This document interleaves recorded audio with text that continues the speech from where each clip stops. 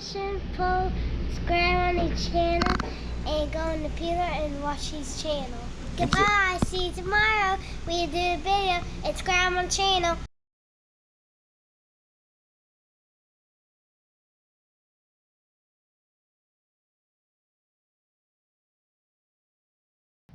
What's going on, folks? Welcome back to Guy with the GoPro Fishing Show.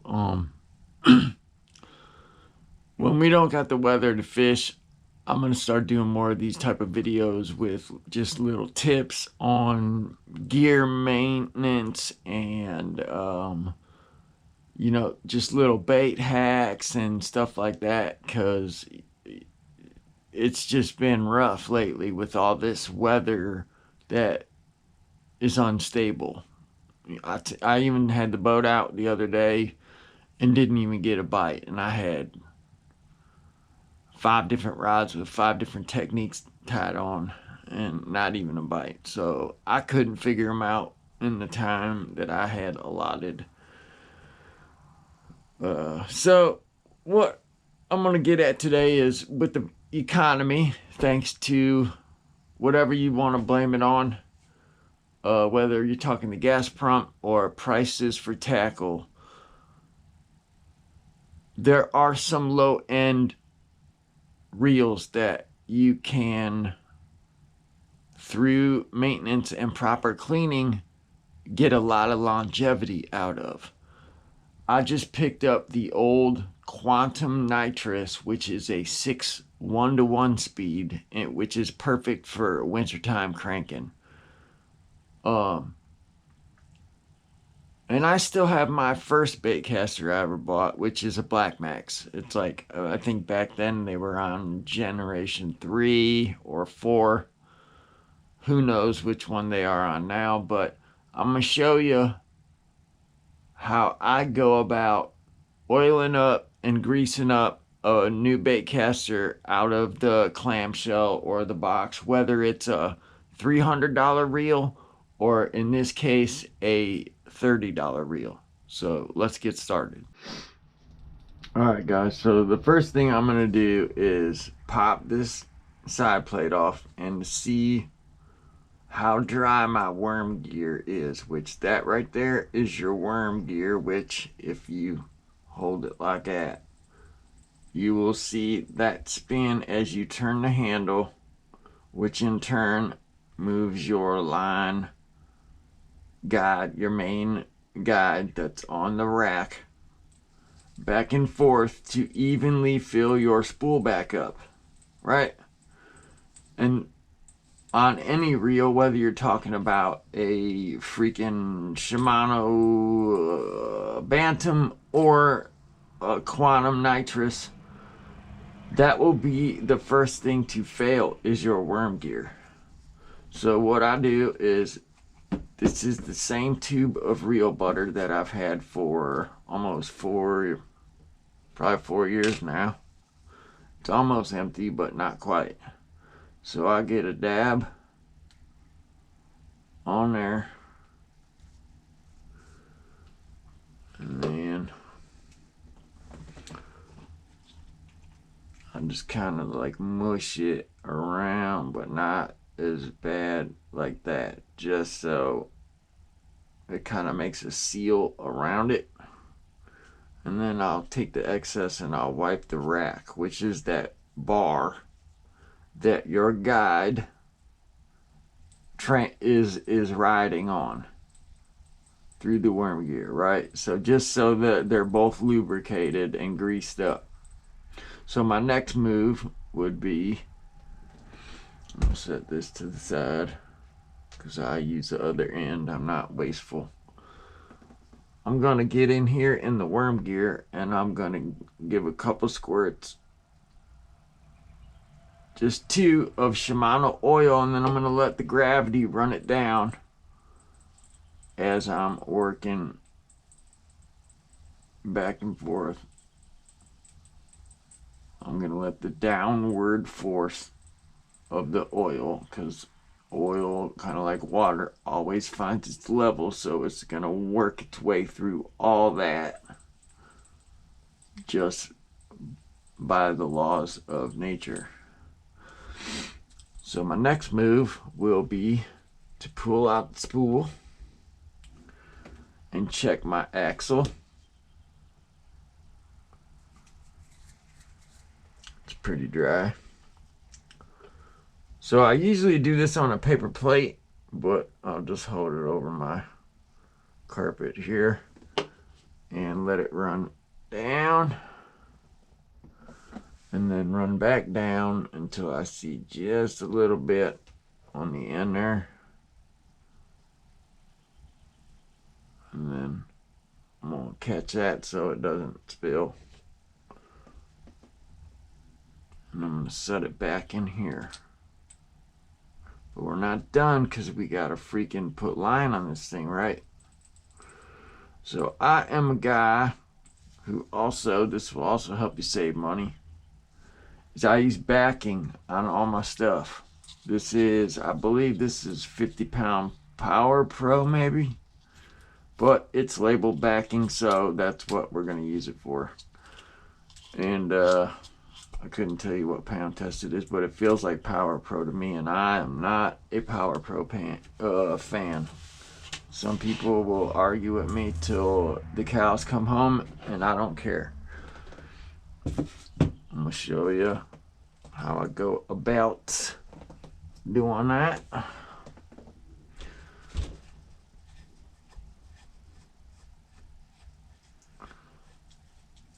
So even though we only got to use a little bit of it, I'm still going to put it on this little line feeder that I made that I also use for building coils. I build my own coils for vaping, but I'm trying to quit that too because it's just unhealthy, and it's just another vice I don't really need, that's for sure. So what I want to do is I'm just going to go, since this is going on my 6.6 fiberglass cranking rod, I'm just going to feed it through the rod first, and then I'll put it on the spool, and then I will put the reel on the rod.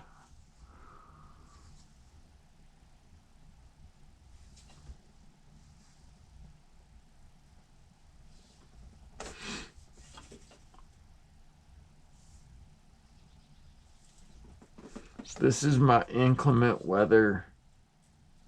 It's gonna rain, and I don't want to get, 100 Tatula 150 all wet and nasty, because I'm not a pro and I can't easily replace a Tatula 150 6.3-1. So this is gonna be I'm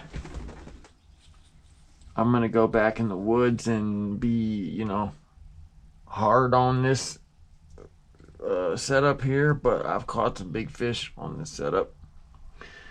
And what I'm gonna do is, I'm gonna set it down.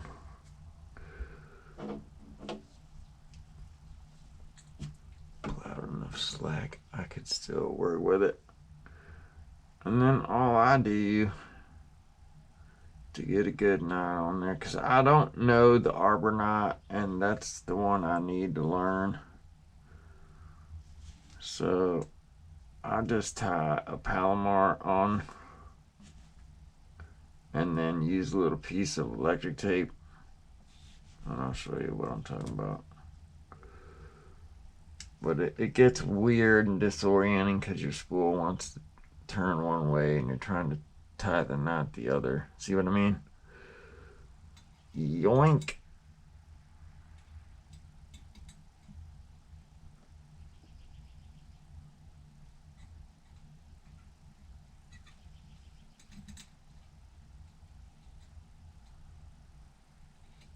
And then I always try to keep it in that center slot.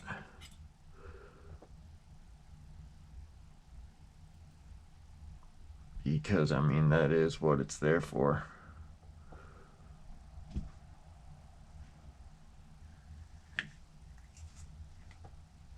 And come on, it's braid, dude. Who cares if we just cinched up a Palomar knot. I'm not going to wet it. And then all I do is I tie a half hitch over top of it just to kind of like lock it in.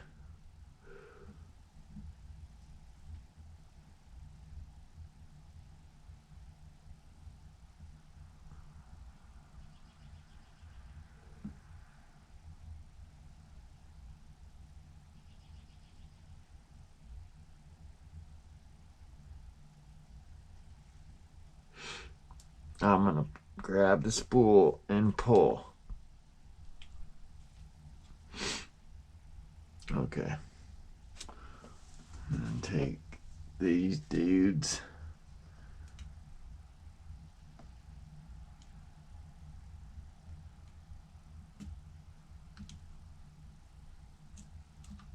Okay.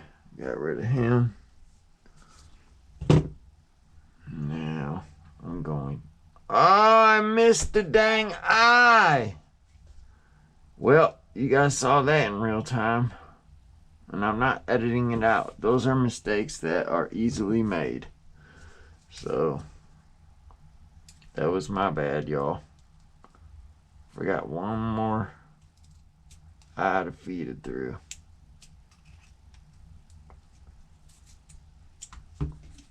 Oh, that's going to be a pain in the butt to get off there, too. Maybe not. Maybe not. Get it? Maybe not. Stupid joke, I know. Boy, it really sits down in that dang groove pretty good, though. I'll give him that.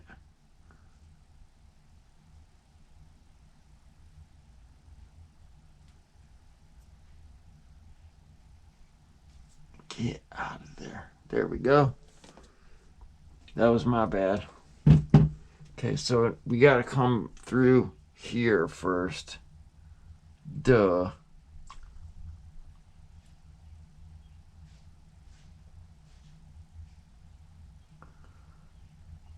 And now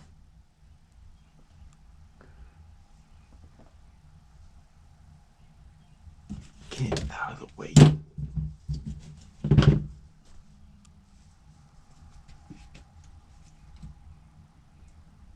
There we go. Alright, now need some more slack.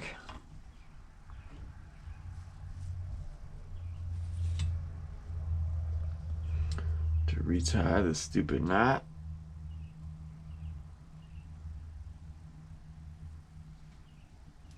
It's not a stupid knot, it's just, I can't believe I did that. It just goes to show you, man, after many new reel spool ups, I still make mistakes, man. I'm just like you guys.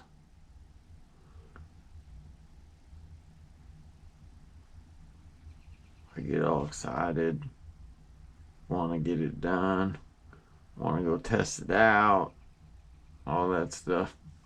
And I'm going to give you another secret tip about testing reels out until you get them dialed in.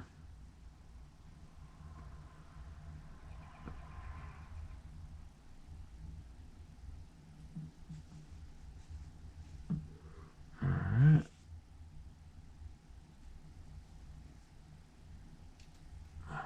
Alright.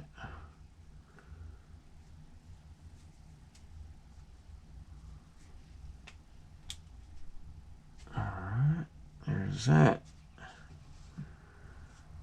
Now the half hitch. Just lock her down.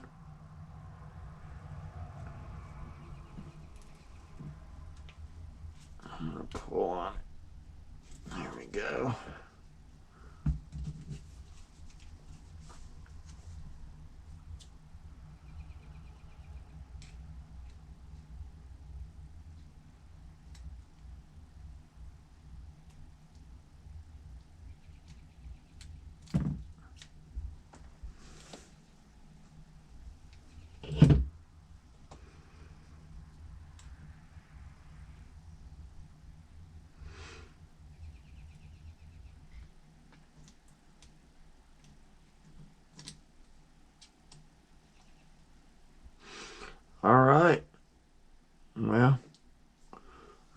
put that side plate back on.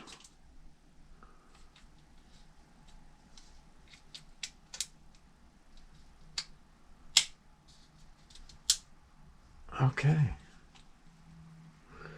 Let's make sure our braid isn't all like, since it's so limp, twisted around, anything weird. Make sure I can scooch back here a little bit without getting blocked by a stupid heater.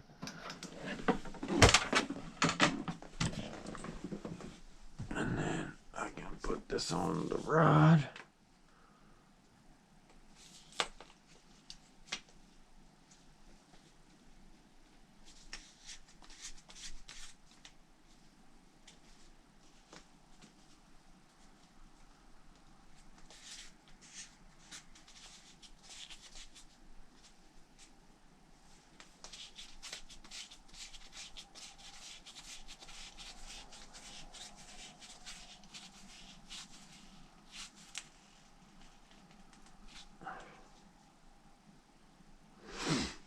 Now me, just because I'm meticulous, I'm going to cut off a little square of electric tape and put it over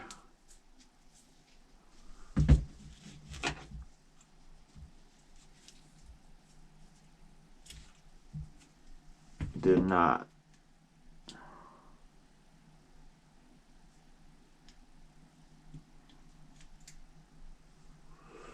Surgical scissors, man, they're the best. So we're gonna find our knot there, and there it is. And a lot of the newer reels, they have it so where you don't even have to do this anymore. But this isn't a new reel. This paperwork said Zebco on it. So it was, while Quantum was still marketing as a Zebco product, which they're the same company, man. It's so using backing, and I use braid. Some people use mono. Some people use copolymer. I choose to use braid. I think the reel gets a better, or the main line gets a good bite in it. I've never had any issues using braid as my backing.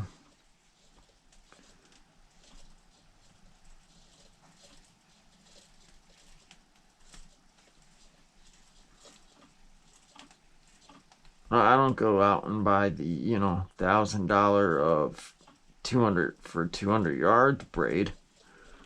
I use either some Power Pro that I tried and didn't like in this instance,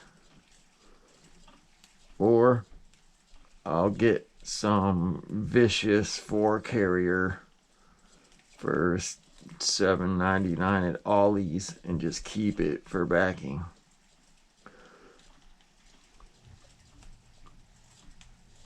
Because that stuff's crap. I mean, I've actually had break-offs with that stuff. Now, you want to periodically check and see, depending on what pound braid you're using, see how far. I'm only going to give it a couple more handle turns, and then I'm going to start putting on my main line. But you can see, dude, for a $30 reel, that filled nice and even. So I'm going to stop it right there, and I like to stop it in the middle. That leaves me the other half of the spool to put on my main line. But that's a good way of saving money, y'all. Instead of filling up a full spool of, I suppose I could have went the whole way with the backing, but close enough, man. And you guys, and if you watch this show, you know me, man. I'm not a wasteful dude, but I'm not keeping 10 feet of braid. Alright, now since I'm not tying on leader, I'm tying on main line to backing, I just go uni to uni. It's never gave me any problems. I know some dudes tie on like blood knots and all these crazy strong knots, but this one makes the most sense to me because you'll see when you cinch it up that it's one knot that blocks another knot. And if you do the same wraps, which I do 5 on 5, so there's one, and we'll cinch it. And what's cool, since there's nothing blocking it, you can like move it up and down the line if you need a little more slack on one end. See what? I can pull and get more braid to come out. See that?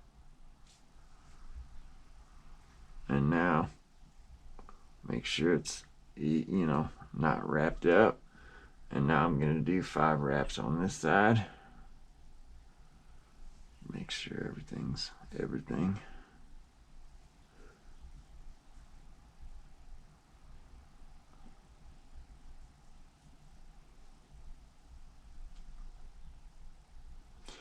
One, 2, 3, 4,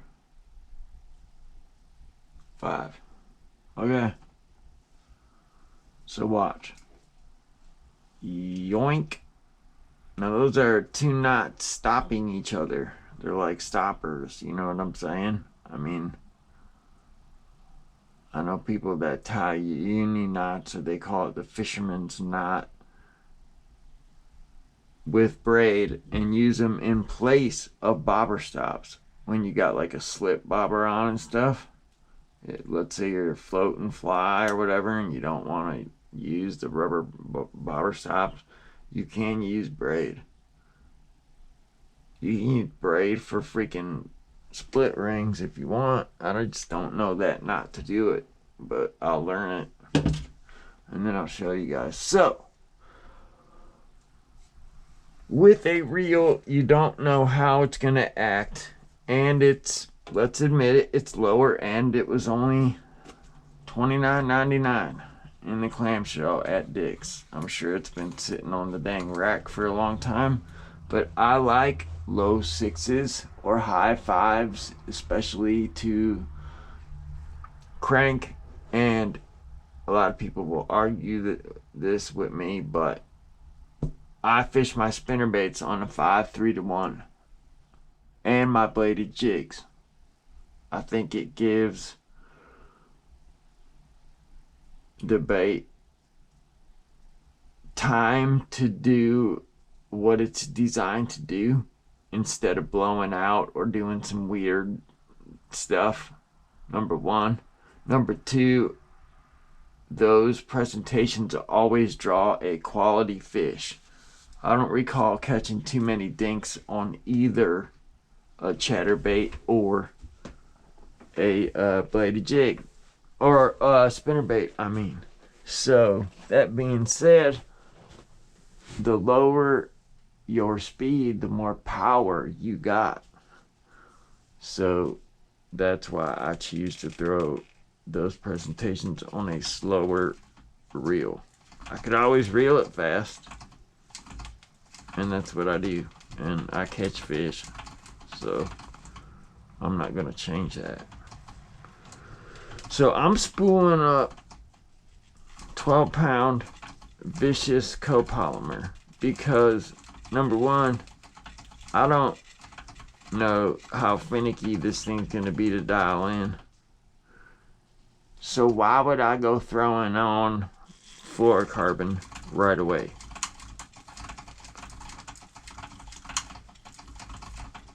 Now, if this was a SLX with the chip, I could just spool it up with fluorocarbon and be ready to go and set my settings and let the damn chip do all my work for me. But I'm not sure how finicky this is going to be. So why would I put on a bunch of fluorocarbon that could possibly get backlashed a million times before I get it dialed in. I'm not going to. I'm going to use 12-pound copolymer, which I've had a lot of success cranking on copolymer, even in clear water in the summer. That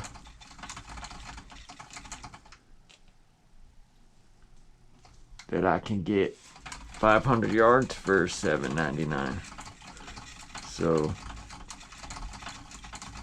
and then once she's dialed in, I'll put me some fluorocarbon on here. But I'm not going to start with that. It just doesn't make sense to me.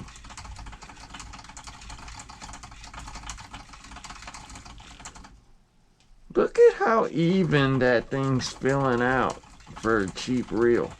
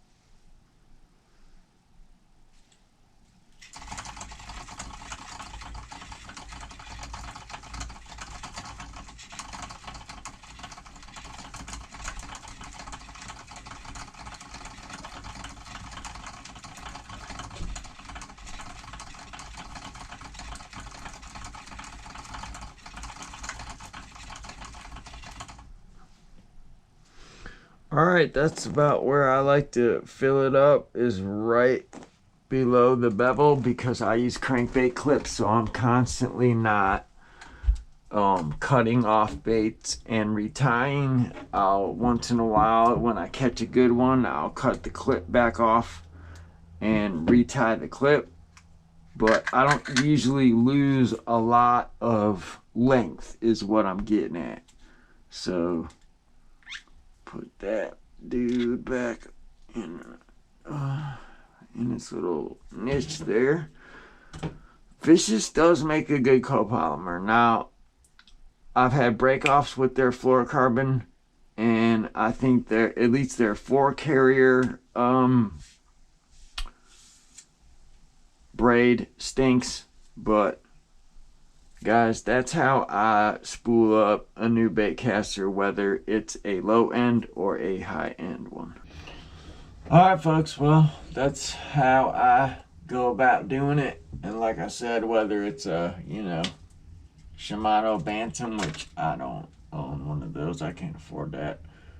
But, whether it's high end or low end, this is how I get longevity out of a $40 or $50 or even $30 reel, is I maintain them like they're $300 ones. It does, that part, the price point doesn't matter to me. It's about taking care of your gear and still having the same baitcaster that works that I bought 4 years ago, my first one, that I still catch fish on.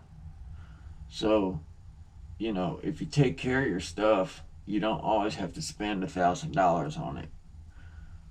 I will say some brands are more finicky than others as far as their lower end stuff to get into fishing shape, if you guys know what I mean. And Quantum is one of those brands. So that's why I learned the hard way to spool up cheap line first. Get it dialed in and then put on your good stuff.